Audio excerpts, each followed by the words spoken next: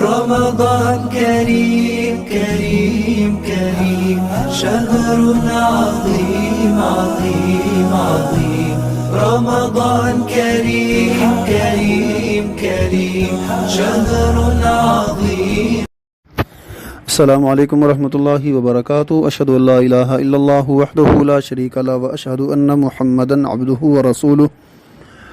پارہ نمبر 27 ہے سورۃ الذاریات، آیت نمبر 55. اعوذ باللہ من الشیطان الرجیم وذکر فإن الذکریٰ تنفع المؤمنین. یہاں اللہ رب العزت نے نبی گرامی صلی اللہ علیہ وسلم کو اس بات کا حکم دیا ہے کہ آپ نصیحت کرو، بے شک نصیحت مومنوں کو فائدہ دیتی ہے. تو اس سے معلوم یہ ہوا کہ ہر بندے کی ضرورت ہے کہ اسے نصیحت کی جائے. وقتاً فوقتاً بندہ جب دنیا کے معاملات میں مصروف ہوتا ہے تو اس کے ایمان کی کمزوری ہو جاتی ہے، ایمان کا گراف اس کا نیچے آ جاتا ہے. تو اس کو بہتر کرنے کے لیے پھر نصیحت کرنی چاہیے. نصیحت کے دو طریقے ہیں. ایک تو جب ہمیں کوئی بندہ ایسا محسوس ہو کہ یہ کسی کام میں سستی کر رہا ہے، نماز کے اندر، قرآن پاک کی تلاوت کے اندر، روزہ رکھنے کے اندر، یا کوئی ایسا معاملہ کہ جس میں اللہ تعالیٰ کی نافرمانی کر رہا ہے، تو ہم اس کو پیار سے سمجھائیں اور اس کو کہیں کہ یہ اللہ تعالیٰ کی نافرمانی والا معاملہ ہے، اس سے اللہ تعالیٰ ناراض ہو جائیں گے. تو ہم ایسے نہیں بلکہ اس انداز سے اللہ تعالیٰ کو راضی کر سکتے ہیں، اس بندے کو یاد دہانی کروانا. دوسرا انداز یہ ہے کہ ہمیں صرف نصیحت کرنے کی نہیں، نصیحت پکڑنے کی بھی ضرورت ہوتی ہے. ہم خود بھی کسی کی نصیحت سننے والے بنیں تو اس کا پھر انداز یہ ہوتا ہے کہ جب ہمیں ضرورت ہو تو ہم گاہے بگاہے نصیحت سننے کے لیے جو امت کے علماء ہیں، بزرگ اور نیک لوگ ہیں، ان کے پاس بیٹھیں، اور صرف ملنے کے لیے نہیں، باقاعدہ ان سے یہ بات کہیں کہ جی ہمیں کوئی نصیحت کر دیں. یہی انداز ہمارے اسلاف کا تھا کہ وہ باقاعدہ اساتذہ کے پاس اور علماء کے پاس، دیندار لوگوں کے پاس، نیک لوگوں کے پاس بیٹھتے اور ان سے کہتے کہ ہمیں نصیحت کریں. اور جب وہ نصیحت سنتے تو پھر وہ نصیحت سننے کی حد تک نہ ہوتی بلکہ وہ اس پر عمل بھی کرتے. اس کے بعد سورہ طور ہے، اور سورہ طور کی آیت نمبر 11 اور 12. فویل یومئذ للمکذبین الذین هم فی خوض یلعبون. جھوٹے لوگوں کے لیے ہلاکت ہے، قیامت والے دن وہ تباہ و برباد ہو جائیں گے. اور ان کی ایک علامت یہ بھی ہے کہ الذین هم فی خوض یلعبون، وہ بیکار کاموں میں لگے ہوئے ہیں، بےہودہ کھیلوں میں لگے ہوئے ہیں. تو یہاں ایک بات کی طرف اشارہ کرنا چاہتا ہوں کہ کیا کھیل کھیلنا دین اسلام میں جائز ہے یا نہیں جائز؟ کھیل دین اسلام کھیلنے سے منع نہیں کرتا، اور اس کی بہت بڑی دلیل کہ رسول اللہ صلی اللہ علیہ وسلم نے عید کے دن کو کھیل کا دن قرار دے دیا ہے کہ اس دن کھیلا جا سکتا ہے. اور صحابہ کرام رضوان اللہ علیہ مجمعین باقاعدہ عید کے دن میں اکٹھے ہوتے اور وہ آپس میں کھیل کود کرتے.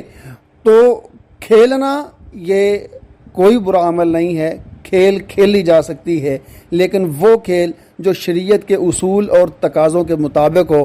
اگر وہ کھیل شریعت کے اصول اور قاعدے کے مطابق نہیں ہے تو وہ کھیل کھیلنا جائز نہیں ہے. تو لہٰذا ہمارا آج کا جو ٹاپک ہے اس میں دو چیزیں ہم بیان کریں گے کہ کون سی کھیلیں حرام ہیں اور کون سی کھیلیں جائز ہیں. اصول اور ضابطہ کیا ہے؟ اصول اور ضابطہ یہ ہے کہ ایسی کھیل جو جہاد کے لیے فائدہ مند ہو یا جسمانی صحت کے لیے فائدہ مند ہو، ایسی کھیل کھیلی جا سکتی ہے. اس کے سوا جو کھیل جہادی فائدہ بھی نہ دے اور جو کھیل جسمانی طور پر بھی فائدہ مند نہ ہو تو ایسی کھیل کھیلنا قطعاً جائز نہیں ہے. کسی صورت بھی ایسی کھیل نہیں کھیل سکتے. مثال کے طور پر ایک بندہ ہاکی کھیلتا ہے، فٹ بال کھیلتا ہے، بیڈمنٹن کھیلتا ہے. یہ وہ کھیلیں ہیں جن کھیلوں میں انسان کا جسم توانا رہتا ہے، لیکن جہادی طور پر ان کا فائدہ کوئی نہیں ہے. اس بندے کا نشانہ نہیں بن رہا، اس بندے کو تیر چلانے کا طریقہ نہیں آ رہا، اس بندے کو فائر کرنے کا طریقہ نہیں آ رہا، اس کو دشمن پر گھات لگانے کا طریقہ نہیں آ رہا، لیکن جہادی فائدہ تو نہیں ہے. مگر اس میں جسمانی فائدہ ہے کہ جسم کی ایکسرسائز ہو جاتی ہے، جسم کو مشقت دیکھنی پڑتی ہے، اس سے جسم تھوڑا سا جو فاسد مادے ہیں جسم کے وہ پسینے کی صورت میں بہہ جاتے ہیں اور جسم ہلکا پھلکا ہو جاتا ہے اور بڑا بندہ ایکٹیو اور صحت مند ہو جاتا ہے۔ تو یہ کھیل کھیلنی جائز ہے کیونکہ اس میں جسمانی فائدہ ہے، یا جہادی فائدہ ہو، نشانہ بازی کرنا، گھوڑ سواری کرنا، تلوار زنی کرنا، ٹھیک ہے، تیر اندازی کرنا، یہ وہ ساری چیزیں ہیں جو جہادی کھیلیں ہیں، اور جہادی کھیلیں افضل ہیں، ان کو ترجیح دی جائے گی۔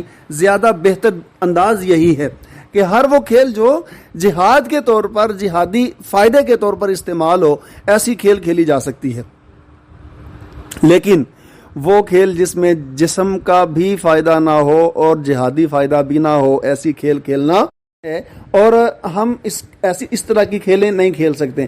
مثال کے طور پر موبائل کے اوپر جو کھیلیں کھیلی جاتی ہیں، جتنی بھی گیمز موبائل پر کھیلی جاتی ہیں، ان موبائلز کی گیموں پر نہ تو کوئی جسم کا فائدہ ہے اور نہ ہی جہاد کا فائدہ ہے، سوائے اس کے کہ بندہ ذہنی مریض ہوتا ہے اور معدے کا مریض ہو جاتا ہے، نیند برباد ہوتی ہے، وقت ضائع ہوتا ہے۔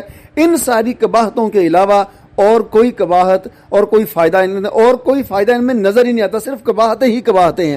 لہٰذا موبائل کے اوپر کھیلے جانے والی گیمیں، یا گھروں کے اندر بعض فیملیز ایسے ہیں کہ جو لوڈو وغیرہ، شطرنج اور اس طرح کی گیمیں، سنوکر وغیرہ انہوں نے گھر میں رکھی ہوتی ہے کہ جی سارے ذرا اکٹھے ہو جاتے ہیں، پھر اس طرح ذرا کھیل لیتے ہیں۔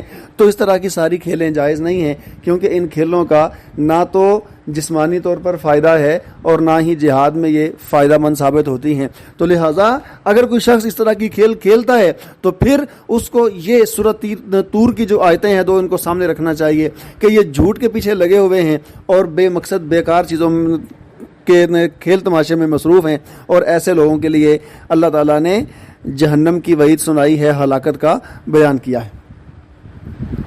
اس کے بعد سورۃ طور کی آیت نمبر 20 ہے، وَزَوَّجْنَاهُمْ بِحُورٍ عِينٍ۔ جنتی لوگوں کے انعامات کا تذکرہ کرتے ہوئے اللہ تعالیٰ بیان کر رہے ہیں کہ ہم جنتی لوگوں کو ان کی موٹی آنکھوں والی حوروں کے ساتھ شادی کر دیں گے۔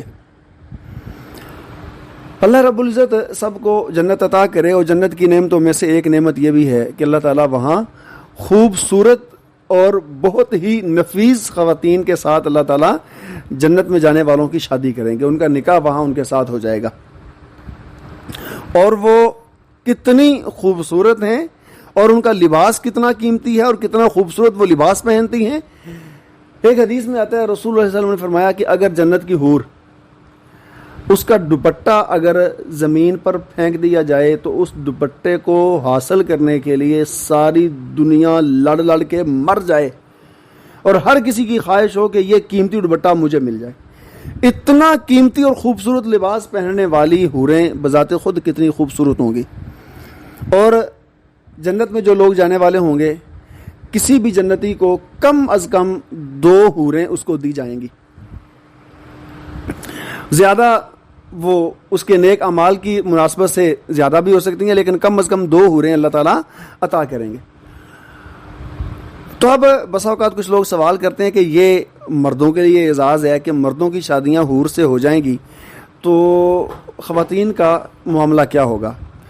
تو خواتین کا معاملہ اس کی صورتحال یہ ہے کہ جن کا نکاح دنیا میں جہاں ہے اسی نکاح کو ہی قائم رکھا جائے گا، اور جنت میں وہ نکاح قائم رہے گا، جنت میں وہ نکاح قائم رہے گا۔ اور اگر بفرض محال ایسا ہوتا ہے کہ کسی خاتون کا خامد جو ہے وہ جہنم چلا گیا، اس کا کوئی عمل ایسا تھا، اس کے شرک نفاق کفر کی وجہ سے وہ پکا پکا جہنمی ہو گیا اور اس کو جنت نہ ملی، تو پھر اللہ تعالیٰ اس کا کوئی اور ذریعہ بنائیں گے، لیکن مردوں کے ساتھ ہی، دنیا کے مردوں کے ساتھ ہی شادی ہوگی خواتین کی۔ باقی جو حوریں ملیں گی وہ اس جنتی کی بیوی کی ماتحت ہوں گی، حوریں بطور خادم کی ہوں گی، بطور ملکہ کے نہیں۔ بطور ملکہ جو عزت افزائی ملے گی اس جنتی کی، بطور بیوی جو بطور ملکہ کے ہوگی وہ دنیا والی بیوی ہی ہوگی جس کا نکاح دنیا میں ہوا ہے۔ تو اس لیے اگر ہم چاہتے ہیں کہ مرد چاہتے ہیں کہ ان کو جنت میں بیوی، اپنی دنیا والی بیوی کا ساتھ ملے، تو وہ اس کو بھی اپنے اعمال کے ساتھ ساتھ خیر کے اعمال پر لگائے، اور اگر بیوی چاہتی ہے کہ اگر مجھے اللہ تعالیٰ جنت دے تو میرے شوہر کو بھی جنت میں جگہ ملے، تو وہ اپنی تربیت کے ساتھ ساتھ شوہر کی بھی تربیت کرنے کی کوشش کرے، اور ایسے لوگ اللہ تعالیٰ کو بڑے پسند ہیں۔ رسول اللہ صلی اللہ علیہ وسلم نے فرمایا کہ اللہ تعالیٰ ایسے میاں اور بیوی پر بڑا مسکراتے ہیں، خوش ہوتے ہیں ان کو دیکھ کے، کہ اگر سحری کے وقت ان میں سے کوئی ایک اٹھ جاتا ہے تو وہ دوسرے کو بھی بیدار کرتا ہے، اور اگر وہ بیدار نہ ہو تو پھر اس کے منہ کے اوپر پانی کے چھینٹے مار کے اس کو جگاتا ہے کہ میں تہجد کے لیے اٹھا ہوں تو تو بھی اٹھ۔ تو ساتھی کو جگانا اور اس کو تہجد اور نیکی کے کام پر رغبت دینی اور نیکی کے کام پر اس کو ساتھ لینا اور برابر اس کو نیکی کے کام میں شریک رکھنا، یہ اچھے میاں بیوی ہونے کی علامت ہے، اور یہ آپس میں محبت اور اس طرح کا تعلق ہونا چاہیے۔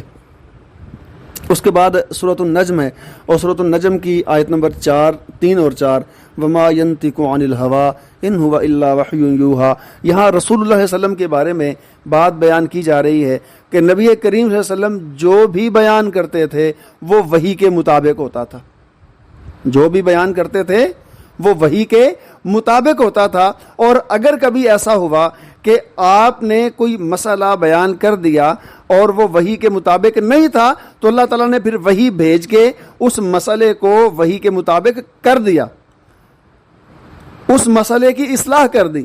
جس طرح کی ایک حدیث آتی ہے، رسول اللہ صلی اللہ علیہ وسلم کے پاس حضرت عبداللہ ابن ام مکتوم رضی اللہ تعالیٰ عنہ آتے ہیں اور آ کے کہتے ہیں، اللہ کے رسول صلی اللہ علیہ وسلم، میں نبی نہ ہوں، دور میری رہائش ہے، میرے پاس کوئی ایسا بندہ راہبر موجود نہیں ہے جو مجھے مسجد تک لے کے آئے، تو کیا میں باجماعت نماز اپنی گھر میں ادا کر لیا کروں؟ تو آپ نے اس بندے کو اجازت دے دی، اس صحابی کو، نبینا صحابی کو اجازت دے دی کہ تو اپنی نماز گھر میں ادا کر لیا کر۔ پھر اس کو تھوڑی دیر بعد واپس بلایا اور واپس بلا کے کہا کہ کیا تو اذان کی آواز سنتا ہے؟ تو حضرت عبداللہ کہنے لگے کہ جی یا رسول اللہ، مجھے اذان کی آواز آتی ہے۔ تو آپ نے فرمایا فعجب، تو پھر اذان کا جواب دے، یعنی کہ مسجد میں حاضر ہو۔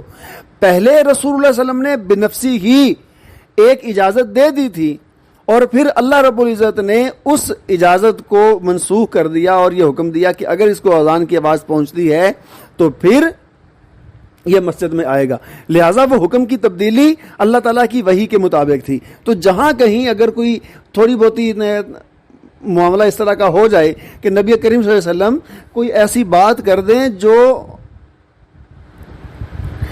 شریعت کی ابھی اس میں وضاحت موجود نہ ہو، تو پھر اللہ رب العزت فوری فرشتے کو بھیج کے وضاحت اس کی کر دیتے، اور نبی صلی اللہ علیہ وسلم پھر اس مسئلے کو ویسے ہی بیان کر دیتے جس طرح اللہ کی طرف سے وہ پیغام آیا ہوتا۔ تو لہٰذا رسول اللہ صلی اللہ علیہ وسلم نے جو بھی اپنی امت کو بیان کیا، ہر وہ بات وحی کے مطابق تھی۔ دوسرے لفظوں میں کہ شریعت جو بھی آپ نے بیان کی ہے نا، وہ اپنی مرضی سے بیان نہیں کی، وہ اللہ کے حکم کے مطابق بیان کی ہے۔ اگر رسول اللہ علیہ وسلم کے پاس یہ اختیار نہیں کہ وہ شریعت کا کوئی مسئلہ، کوئی لفظ اپنی مرضی سے بولیں، تو کیا ہمارے پاس اختیار ہے کہ ہم اپنی مرضی سے کسی بات کو دین بنا کے شامل کر لیں دین کے اندر؟ اس کے بعد سورہ نجم کی آیت نمبر 32 ہے، الذین یجتنبون کبائر الاثم والفواحش الا اللمم ان ربک واسع المغفرہ، کہ وہ لوگ جو کبیرہ گناہوں سے بچتے ہیں اور بے حیائی کی اور فحش باتوں سے بچتے ہیں، الا اللمم، سوائے چھوٹے گناہوں کے، تو ایسے لوگوں کو اللہ تعالیٰ معاف کر دیتے ہیں، ایسے لوگوں کو اللہ تعالیٰ معاف کرنے والے ہیں۔ ان ربک واسع المغفرہ، تو اللہ تعالیٰ بہت زیادہ وسیع معافی والے ہیں۔ تو اس آیت سے معلوم یہ ہوتا ہے کہ اگر کوئی بندہ کبیرہ گناہوں سے بچتا ہے اور فحش گناہوں سے بچتا ہے، فواحش سے بچتا ہے، تو ایسے بندے کے چھوٹے چھوٹے گناہ اللہ تعالیٰ ویسے ہی معاف کر دیتے ہیں۔ اب کبیرہ گناہ کسے کہتے ہیں؟ کبیرہ گناہ کی بہت ساری تعریفیں کی گئی ہیں، ان تعریفوں میں بڑی آسان تعریف یہ ہے کہ ہر وہ گناہ جس پر جہنم کی وعید ہو یا کوئی اسلامی حد اور سزا مقرر کی گئی ہو، تو ایسے گناہ کو کبیرہ گناہ کہتے ہیں۔ اور فواحش کسے کہتے ہیں؟ فواحش سے مراد ایسے گناہ جن کا تعلق انسان کی شہوت سے ہو، زنا، بدکاری، اور اس کے جتنے بھی اسباب ہیں وہ سارے کے سارے اس میں شامل ہوں گے، جس طرح گانے سننا اور فلمیں دیکھنا، ڈرامے دیکھنا، مرد جب برہنہ اور بے پردہ خواتین کے اتنے ویڈیوز اور پوسٹر وغیرہ دیکھیں، اور خواتین جب مردوں غیر محرم مردوں کو دیکھیں، تو یہ ساری چیزیں اسی فواحش میں شامل ہوں گی۔ تو لہٰذا ان چیزوں سے بچنا ہے، زنا، بدکاری اور بے حیائی کی تمام چیزوں سے بچنا ہے، باتوں سے بھی اور کاموں سے بھی۔ لمم سے مراد چھوٹے چھوٹے گناہ، اور ایسے گناہ بسوں کا جو بندہ ایک بار غلطی سے ہو جاتا ہے تو پھر فوری اس گناہ کو بندہ ترک کر دیتا ہے، چھوڑ دیتا ہے، اللہ تعالیٰ سے معافی مانگ لیتا ہے۔ تو اس طرح کے چھوٹے چھوٹے گناہ جو ہیں وہ لمم یعنی کہ چھوٹے گناہوں میں، صغیرہ گناہوں میں شمار ہوتے ہیں۔ لیکن یہ چھوٹے گناہ اگر مسلسل کیے جائیں، یہ چھوٹے چھوٹے گناہ جن کے اوپر جہنم کی وعید بیان نہیں ہوئی یا ان کے اوپر سزا اور حد وغیرہ مقرر نہیں ہوئی، اگر یہ گناہ مسلسل کیے جائیں تو یہ بھی کبیرہ گناہ بن جاتے ہیں۔ لہٰذا کبیرہ گناہ کی تعریف میں پھر 3 چیزیں شامل ہو جائیں گی: جہنم کی وعید، کسی سزا کا مقرر ہونا، یا پھر کسی صغیرہ گناہ کا مسلسل لگاتار کرنا۔ تو یہ 3 چیزیں کبیرہ گناہ میں شامل ہوں گی۔ اگر ان 3 چیزوں میں سے کوئی چیز بھی موجود ہے تو وہ گناہ کبیرہ گناہ ہے، اور ہر کبیرہ گناہ کو چھوڑنا ضروری ہے۔ اس کے بعد اگلی آیت ہے وَأَن لَّيْسَ لِلْإِنسَانِ إِلَّا مَا سَعَىٰ وَأَنَّ سَعْيَهُ سَوْفَ يُرَىٰ، کہ انسان کے لیے وہی ہے جس کے لیے وہ کوشش کرتا ہے، اور یقیناً اس کی کوشش دیکھی جا رہی ہے۔ یہ نہیں کہ اس کی کوشش دیکھی نہیں جا رہی، کہ انسان اگر خیر کے لیے کوشش کرتا ہے تو اللہ تعالیٰ اس کو خیر عطا کرتے ہیں، اگر وہ شر کے لیے کوشش کرتا ہے تو اس کو شر عطا دے دی جاتی ہے، اور اگر وہ اللہ کی رضا کے لیے کوشش کرتا ہے تو اس کو اللہ کی رضا مل جاتی ہے، اور اگر وہ دنیا کے کاموں کے لیے کوشش کرتا ہے تو اس کو پھر دنیا داری مل جاتی ہے، اور پھر اس کو کچھ نہیں ملتا۔ اس کے بعد سورہ رحمان ہے، اور سورہ رحمان میں اللہ تعالیٰ نے اپنی قدرت کی علامتیں شروع میں ذکر کی ہیں، اپنی تخلیقات جو اللہ تعالیٰ نے بنائی ہیں چیزیں، ان بڑی بڑی مخلوقات کا ذکر کیا ہے، اور ان میں سے ایک قدرت کی نشانی اللہ نے یہ بھی بیان فرمائی ہے کہ مرج البحرین یلتقیان بینہما برزخ لا یبغیان، کہ اللہ رب العزت نے 2 سمندر چلائے ہیں جو آپس میں ملے ہوئے ہیں، لیکن وہ ایک دوسرے کے اوپر بغاوت نہیں کرتے۔ ایک سمندر کا پانی دوسرے سمندر کے اوپر نہیں چڑھ دوڑتا۔ اس کی مثالیں ہر ایک کو نہیں ملتی کہ وہ سمندر میں جائے، سمندر تلاش کرے، اس طرح کا پانی دیکھے، لیکن اپنے گھروں کے اندر یہ بندہ اس چیز کا معائنہ کر سکتا ہے۔ ہر گھر کے اندر انڈا کھایا جاتا ہے، اور جب ہم انڈا کھولتے ہیں نا تو یہ قدرت کی کمال نشانی ہے، کمال کی قدرت ہے اس مالک کی۔ ایک انڈا اور اس انڈے میں 2 رنگ کے پانی ہیں، ایک زرد رنگ کا اور سفید رنگ کا، اور دونوں پانی آپس میں مکس نہیں ہوتے ہیں، دونوں پانی آپس میں مکس نہیں ہوتے، اور کبھی ہو جاتا ہے کہ وہ مکس ہو جاتے ہیں، تو اگر مکس ہو گئے ہو نا تو ہم اس انڈے کو پھر استعمال نہیں کرتے، کہتے ہیں کہ بھئی انڈا خراب ہو گیا، اس کو پھینک دیتے۔ تو یہ اللہ رب العزت کی کمال قدرت ہے کہ اللہ رب العزت نے 2 پانی اکٹھے کر دیے ہیں، لیکن ان کے درمیان کوئی رکاوٹ بھی نہیں ہے، اور پھر بھی وہ ایک دوسرے کے ساتھ خلط ملط نہیں ہوتے، ملتے نہیں۔ تو یہ اللہ کی ہی طاقت ہے۔ ہم میں سے کیا کوئی بندہ اس طرح کر سکتا ہے کہ 2 رنگ کے پانی ہم ایک جگہ پہ اکٹھے کر دیں، میٹھا اور کڑوا پانی ایک جگہ پہ اکٹھا کر دیں، ٹھنڈا اور گرم پانی ایک جگہ پہ اکٹھا کر دیں ایک برتن میں؟ نہیں کر سکتے۔ یہ اس مالک کی قدرت ہے، وہی کر سکتا ہے۔ اس کے بعد اللہ تعالیٰ نے انسان اور جنات کے بارے میں کچھ باتیں ذکر کی ہیں کہ ہر چیز فنا ہو جانے والی ہے، اور انسان کی اوقات کیا ہے۔ اللہ تعالیٰ انسان کو مخاطب کر کے کہتے ہیں یا معاشر الجن والانس ان استطعتم ان تنفذوا من اقطار السماوات والارض فانفذوا لا تنفذون الا بسلطان، کہ اگر تم سمجھتے ہو کہ تم بڑے پھنے خواہ ہو تو پھر اس طرح کرو کہ اس زمین سے نکل جاؤ باہر، زمین کو چھوڑ کے اپنی طاقت دکھاؤ، کسی اور جگہ جا کے دکھاؤ مجھے۔ اللہ تعالیٰ انسان کی بے بسی بیان کر رہے ہیں کہ انسان جو کچھ بھی اپنے آپ کو سمجھتا ہے نا، یہ کچھ نہیں ہے۔ اگر اتنا ہی طاقتور ہے تو کبھی زمین چھوڑ کے تو جائے۔ تو یہاں ایک چھوٹی سی بات کہ آج کل نا جو سائنس کے دعوے دار ہیں وہ کہہ رہے ہیں کہ ہم نے زمین چھوڑ کے باہر جا کے آبادی کرنی، یہ کرنا وہ کرنا ہے، چاند پہ جا کے بسیرا کرنا ہے، فلاں سیارے پہ جا کے رہنا ہے۔ یہ ساری کی ساری بکواس ہے، جھوٹ کے پلندے ہیں، یہ ممکن نہیں ہے۔ جب اللہ کا قرآن یہ اعلان کر رہا ہے کہ لا تنفذون الا بسلطان، کہ تم یہاں سے نکل سکتے ہی نہیں ہو، تو کیسے ہو سکتا ہے کہ کوئی انسان باہر جا کے اپنا بسیرا کر لے؟ اس کے بعد اللہ رب العزت نے سورہ رحمان کے اندر میدان محشر کا کچھ حالات بیان کیے ہیں اور ساتھ ہی جنت اور جہنم کا بیان کیا ہے کہ جنت کے اندر کتنی نعمتیں ہوں گی اور جہنم کے اندر کس طرح کی سزائیں ہوں گی. یہ ساری چیزیں بیان کی ہیں. اور میدان محشر کا جو انداز ہے وہ سورۃ القمر میں بھی بیان ہوا ہے. اور کس انداز سے اللہ تعالیٰ نے بیان کیا ہے؟ خش عن ابصارهم یخرجون من الاجداث کانہم جراد منتشر. نظریں جھکائے ہوئے وہ اپنی قبروں سے نکلیں گے اور میدان محشر میں جمع ہو جائیں گے اور ایسے لوگ پھر رہے ہوں گے جیسے پتنگے، پروانے، کیڑے مکوڑے پھر رہے ہوتے ہیں. اور جب پکارنے والا ایک آواز دے گا، یعنی کہ حضرت اسرافیل سور میں پھونک ماریں گے، تو وہ سارے کے سارے اسی کی طرف لپکنا شروع ہو جائیں گے، بھاگنا شروع ہو جائیں گے.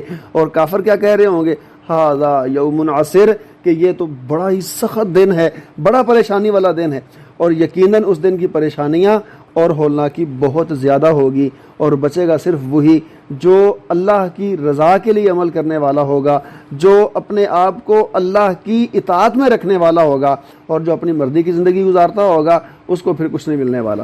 جو دنیا کی آسانی دیکھے گا اس کو آخرت کی آسانی نہیں ملے گی. اور جو دنیا میں اللہ کی اطاعت اور فرما برداری کو سامنے رکھتا ہے، اپنی سہولتیں، اپنی آسانیاں سامنے نہیں رکھتا، تو پھر ایسے بندے کو اللہ تعالیٰ محشر کے میدان میں اور قیامت والے دن اس کو خوف پریشانی سے اللہ تعالیٰ محفوظ کر لیں گے.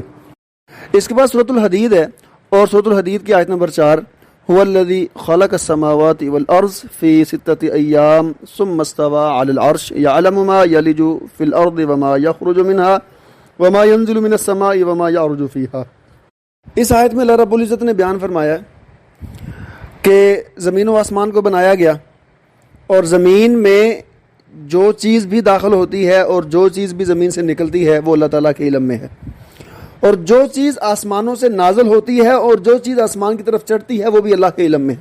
تو کون سی چیزیں ہیں جو زمین میں داخل ہوتی ہیں اور نکلتی ہیں؟ زمین میں داخل ہونے والی چیزوں میں سے ایک چیز مردے ہیں، کہ جب انسان فوت ہو جاتا ہے تو اس کو زمین کے اندر دفن کر دیا جاتا ہے تو یہ زمین میں چلا جاتا ہے. اسی طرح ہمارے اعمال، جہاں ہم زمین کے اوپر اعمال کر رہے ہیں تو وہ اعمال کی گواہی زمین کے اندر محفوظ ہو جاتی ہے. تو روز قیامت وہ جگہ ہمارے خلاف گواہی دے گی کہ اس جگہ پر اس بندے نے یہ کام کیا تھا. اگر نیک عمل کیا تو ہمارے حق میں گواہی ہوگی. اسی طرح زمین سے نکلنے والی چیزیں، فصلیں ہیں اور قیمتی دھاتیں ہیں زمین سے جو نکلتی ہیں، تو یہ ساری چیزیں زمین سے نکلتی ہیں. اس کے بعد آسمان سے کیا نازل ہوتا ہے؟ آسمان سے نازل ہونے والی بارش ہے، اور اسی طرح گرمی اور سردی یہ بھی آسمان کی طرف سے آتی ہے. اور آسمان کی طرف کون سی چیز ہے جو چڑھتی ہے؟ آسمان کی طرف انسان کی روحیں جاتی ہیں، اور اگر وہ نیک ہوں تو ان کو پھر آسمان کے اوپر جگہ مل جاتی ہے، ان کے لیے دروازہ کھول دیا جاتا ہے. اور اگر وہ روحیں نیک نہ ہوں تو پھر ان کو آسمان پر جگہ نہیں ملتی. باقی ہمارے اعمال بھی فرشتے لے کے آسمان کی طرف چڑھتے ہیں. ایک حدیث میں آتا ہے کہ رسول اللہ صلی اللہ علیہ وسلم نے فرمایا کہ پورے دن کے اعمال اللہ تعالیٰ رات ہونے سے پہلے پہلے اللہ تعالیٰ کی طرف چلے جاتے ہیں، اور اسی طرح رات کے اعمال دن ہونے سے پہلے پہلے اللہ کی طرف چلے جاتے ہیں. لہٰذا ہمارا روزانہ کا اعمال نامہ، روزانہ کا جو ہمارا دفتر ہے، روزانہ کی جو ہماری حاضری ہے، جو روزانہ کی ہماری رپورٹ اللہ کے ہاں پیش ہوتی ہے، اور اللہ کے سامنے بتایا جاتا ہے کہ اس بندے نے یہ عمل کیا اور اس بندے نے یہ عمل کیا. اور اس کے بعد پورے ہفتے کا بھی اعمال نامہ پیش ہوتا ہے. رسول اللہ صلی اللہ علیہ وسلم نے فرمایا کہ ہفتے میں 2 دن اللہ کے حضور بندے کے اعمال پیش کیے جاتے ہیں، سوموار کو اور جمعرات کو. سوموار کو اور جمعرات کو 2 دن اللہ کے حضور اعمال پیش کیے جاتے ہیں. یعنی پہلے تو روزانہ صبح کا اعمال نامہ شام ہونے سے پہلے پہلے، اور شام کا اعمال نامہ صبح ہونے سے پہلے پہلے. اور اس کے بعد پھر سوموار کو اور جمعرات کو پورے ان دنوں کا جو ہے جمع کر کے سارا حساب کتاب، نیکیاں اور برائیاں ساریاں جمع کر کے اکٹھی کر کے وہ اللہ کے حضور پیش کی جاتی ہیں. اور اسی لیے رسول اللہ علیہ وسلم سوموار کا اور جمعرات کا روزہ رکھا کرتے تھے، اور آپ فرماتے تھے کہ میں اس لیے اس دن کا روزہ رکھتا ہوں، ان دنوں کا روزہ رکھتا ہوں، تاکہ جب اللہ کے حضور میرے اعمال پیش کیے جائیں تو میں روزے کی حالت میں ہوں. تو روزے کی حالت جو اللہ تعالیٰ کو بڑی پسند ہے. روزہ دار اللہ تعالیٰ کو بڑا پسند ہے، اسی لیے رسول اللہ علیہ وسلم روزے کا اہتمام کیا کرتے تھے. تو ہمیں بھی رمضان المبارک کے علاوہ ہر سوموار اور جمعرات کے روزے کا اہتمام کرنا ہے.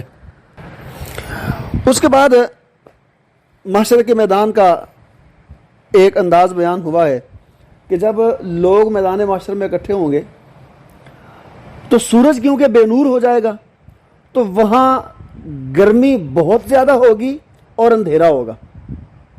گرمی بہت زیادہ ہوگی اور اندھیرا ہوگا، اور اس اندھیرے میں لوگ سفر کر کے پل صراط سے گزر کر آگے جنت کی طرف جا رہے ہوں گے. تو وہاں چلتے ہوئے جو لوگ صاحب ایمان ہوں گے ان کے لیے اللہ تعالیٰ نے روشنی کا نظام قائم کیا ہوگا کہ ان کے سامنے روشنی ہوگی، سامنے بھی روشنی ہوگی اور دائیں جانب بھی روشنی ہوگی.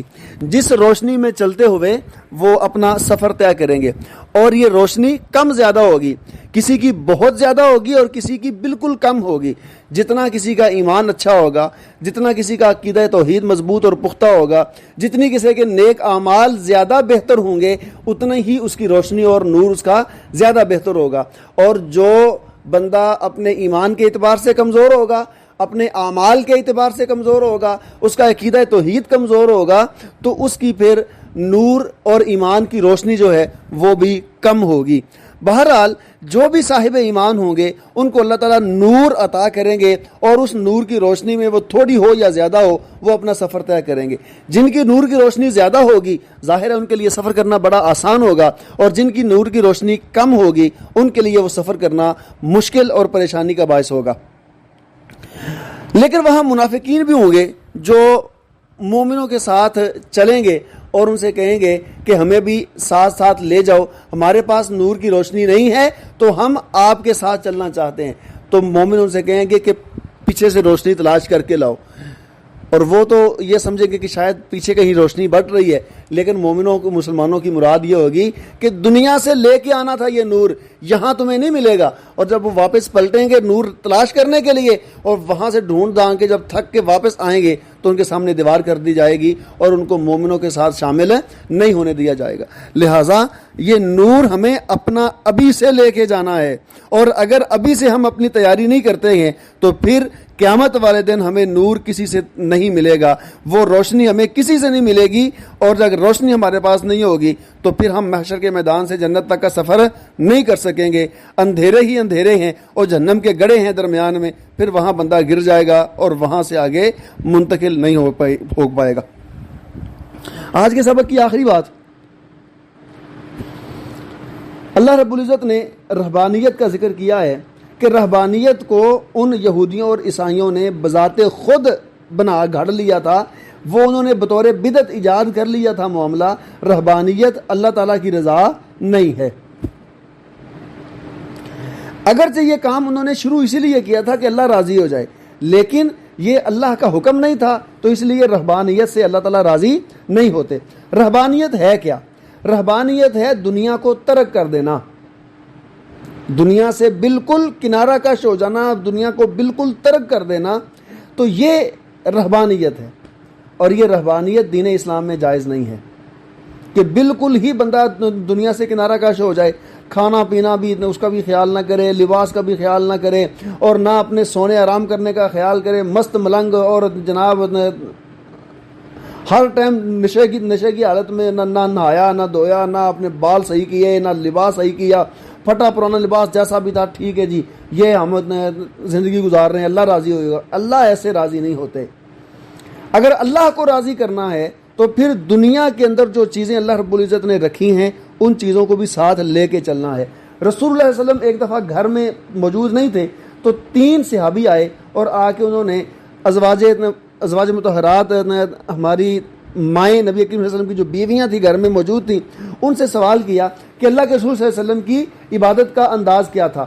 امہات المؤمنین نے، ہماری ماؤں نے وہ چیز بیان کی کہ آپ اس طرح عبادت کرتے تھے کہ آپ روزہ بھی رکھتے تھے، چھوڑ بھی دیتے تھے، اور رات کو کچھ دیر کے لیے آپ قیام کرتے تھے، ترک بھی کر دیتے، آرام بھی کر لیتے. تو ایک بندے نے کہا کہ میں ساری رات ہی اللہ کی عبادت کیا کروں گا، میں 1 منٹ کے لیے بھی نہیں سوؤں گا. دوسرے نے کہا کہ میں روزانہ ہی روزہ رکھا کروں گا، کبھی روزہ چھوڑوں گا نہیں، اور تیسرے نے کہا کہ میں شادی ہی نہیں کروں گا، شادی نہیں کروں گا، فیملی نہیں ہوگی، بچے نہیں ہوں گے، تو پھر اس طرح کا جھنجٹ نہیں ہوگا، صرف اپنے آپ کو عبادت میں کھپاؤں گا۔ نبی کریم صلی اللہ علیہ وسلم گھر آئے، آپ کو بتایا گیا کہ اس طرح کچھ لوگ آئے تھے، انہوں نے سوال کیے اور یہ انہوں نے باتیں کی آپس میں، تو نبی کریم صلی اللہ علیہ وسلم فوری واپس گئے اور جا کے آپ نے لوگوں کو اکٹھا کیا اور اکٹھا کر کے ان کو خطبہ دیا، ان کو سمجھایا اور یہ بات سمجھائی کہ میں اللہ کا نبی ہوں اور میں روزہ رکھتا بھی ہوں اور چھوڑتا بھی ہوں، میں رات کو قیام بھی کرتا ہوں اور آرام بھی کرتا ہوں، اور میں نے شادی بھی کی ہے، اور یہی میرا طریقہ ہے کہ ان دنیا کی سہولتوں کو جو اللہ نے عطا کی ہیں ان کو ساتھ رکھنا ہے، ان کو بالکل ترک کر کے دنیا کا تارک ہو کے اپنا کام نہیں چلانا عبادت کا، بلکہ ان چیزوں کو ساتھ لے کے اور ان کا ساتھ رکھتے ہوئے اللہ تعالیٰ کی عبادت کرنی ہے۔ اور اگر کوئی ایسا نہیں کرتا تو وہ میری سنت سے اعراض کر رہا ہے، وَمَنْ أَعْرَضَ عَنْ سُنَّتِي فَلَيْسَ مِنِّي، اور جو میری سنت سے منہ موڑے گا وہ مجھ سے نہیں ہے۔ لہٰذا عبادت کا طریقہ یہ ہے کہ انسان اپنی دنیاوی ضروریات کو پورا کرتے ہوئے اللہ تعالیٰ کی عبادت کے لیے وقت نکالے، اور یہی چیز اللہ تعالیٰ کو پسند ہے۔ ہاں کچھ وقت کے لیے دنیا سے علیحدہ ہونا، مثال کے طور پر جس طرح رمضان کے مہینے میں لوگ اعتکاف کرتے ہیں، تو اعتکاف میں 10 دن بالکل دنیا سے کٹ جانا ہے، کسی سے کوئی رابطہ نہیں، کسی سے کوئی تعلق نہیں، کسی سے کوئی بات نہیں، کوئی گفتگو نہیں، صرف اللہ کی عبادت اور بندہ، اس کے علاوہ کوئی تیسری چیز نہیں، نہ کوئی بات، نہ کاروبار، نہ کوئی اور معاملہ، نہ بیوی بچے، نہ بہن بھائی، نہ رشتہ دار، کہیں آنا جانا نہیں، 10 دن صرف اللہ کے لیے خاص ہو کے اپنی عبادت کے اندر مصروف ہونا ہے، اس بات کی اجازت ہے۔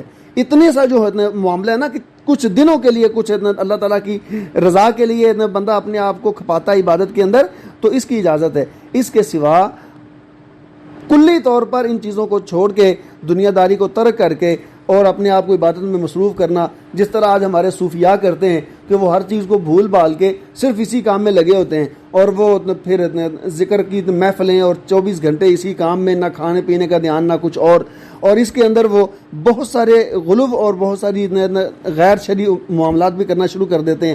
تو یہ چیزیں شرعاً جائز نہیں ہیں، ان چیزوں کا ہمیں خیال رکھنا ہے۔ اللہ تعالیٰ سے دعا ہے کہ اللہ تعالیٰ ہمیں عمل کرنے کی توفیق دے۔ السلام علیکم ورحمۃ اللہ وبرکاتہ۔